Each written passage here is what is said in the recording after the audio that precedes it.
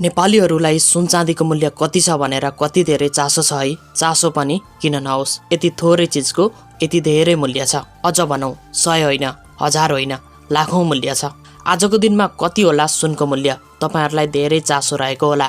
त्यसैले पनि तपाईहरूको यही चासोलाई मध्यनजर गरेर आजको भिडियोमा हामी तपाईहरूलाई सुन चाँदीको मूल्यको बारेमा जानकारी दिन गइरहेका छौँ। हिजोको दिनमा कति थियो र आज कतिमा कारोबार हुँदैछ, यसको बारेमा पनि अपडेट आजको भिडियोमा रहनेछ। विशेष गरी नेपालमा हरेक चाडपर्वहरूमा सुन चाँदीको बिक्री वितरण हुने गरेको छ।